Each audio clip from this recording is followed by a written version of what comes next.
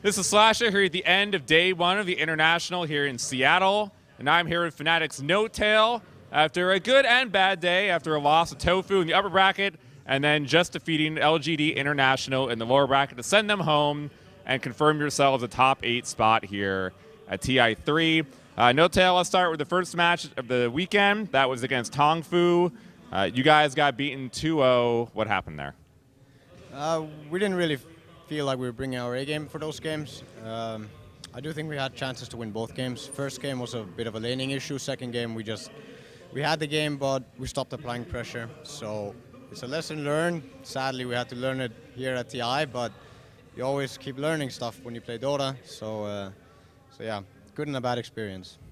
I mean, what do you think about that match right off the bat? Do you think you guys need a little bit of time to get settled in, or is Tongfu shown that they are maybe a step up above the rest of the other Chinese teams? I don't feel like it was so much the opponent, but more the level of play that we brought for the day, like especially in those two matches. I do think that we could take them on a good day. So I wouldn't say that, yeah, they're one of the hardest opponents here at TI, but I definitely think they're good. When they bring their A game, it's also really hard opponents to beat. But yeah, we played them before, had success, but again, we're at TI, any game can go anyway. You guys got knocked down to the losers bracket and then had to go up against LGD International in a best of one. And you dominated them, you know, pretty much from start to finish in that game, sending them home, confirming yourself a top 8 spot. Why do you think that you're able to have such a strong victory over a pretty impressive team as of late? Well, the sad part about the loser bracket early matches is that it's a best of one. I do think that they didn't have the right game plan for the game, and that their strat would never really work against a team that comes well prepared. But every team has a game like that, and that's why it's nice to have a best of 3, because then you learn from one mistake and how the other team plays and so on.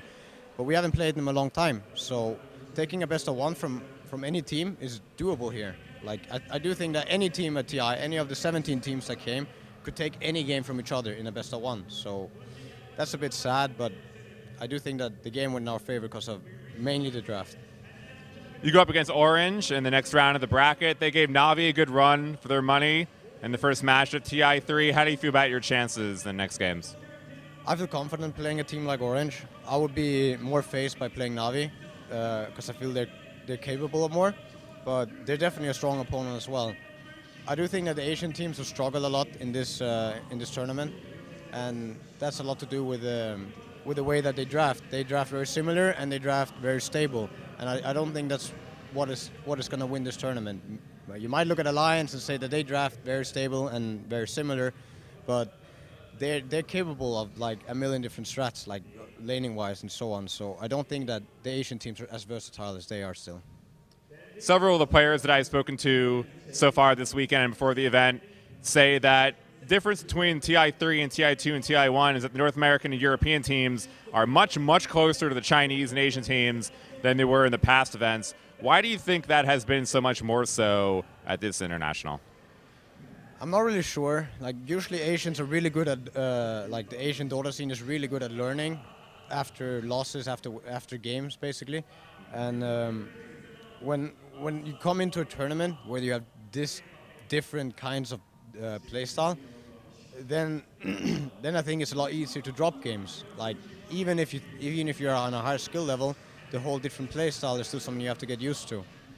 But I also think that the European and Western scene in general has been more ahead in the way of drafting for the past 6 months.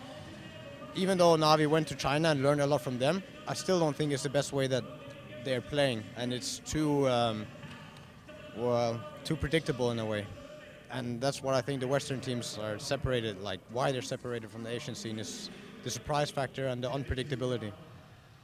You guys, Alliance, Na'Vi, Liquid, big reasons why the North American and European squads are so close to Chinese teams. I interviewed both Loda and Dendi yesterday about the matches, and they both mentioned you guys as being really impressive to them as like the other team in the West to really, you know, make a strong statement. Why do you think you guys in particular have been able to, you know, have such a strong showing this year?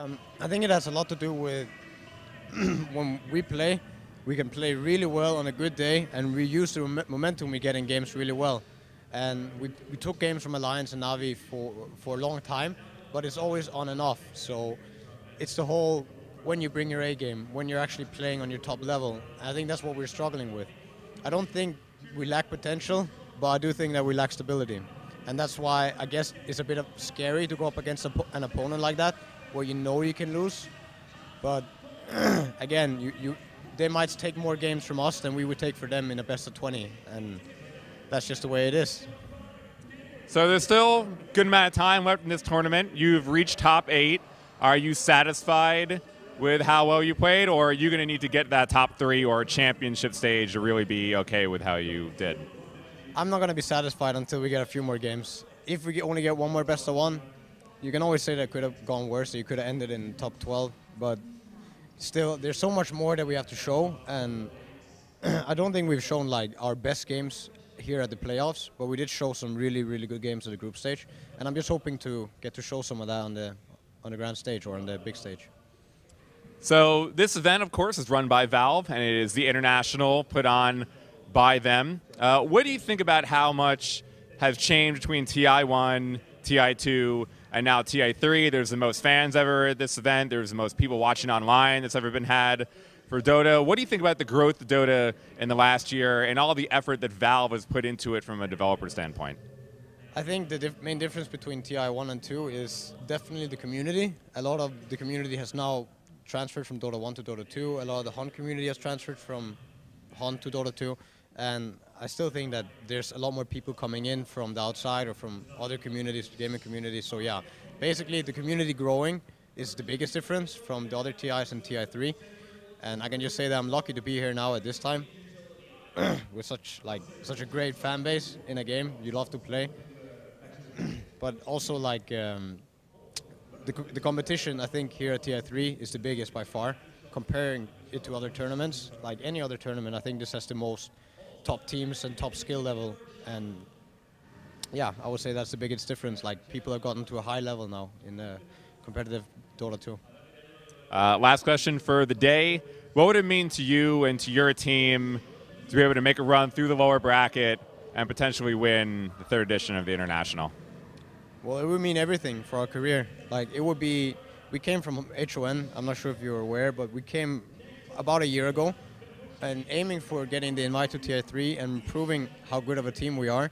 So that would mean everything for our esports career, but just proving ourselves of how good we can play and like playing while having fun and so on. That's really important to us. That yeah, you set a goal and you achieve it. So I think it's a big thing for all of us. But still, just being here as a top 17 team in the world is already great.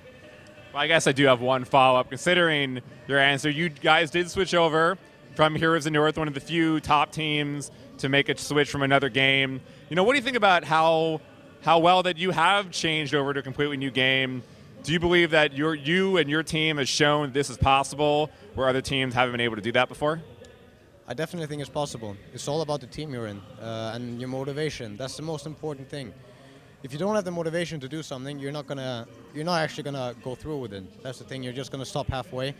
But if you have motivation and dedication, and you set a goal, then achieving the goal is always doable. Thank you, N0tails, and good luck in your next match against Orange on Friday. Thank you very much, and thanks for having me. Stay tuned to GameSpot.com/esports for coverage all weekend long of the International 3.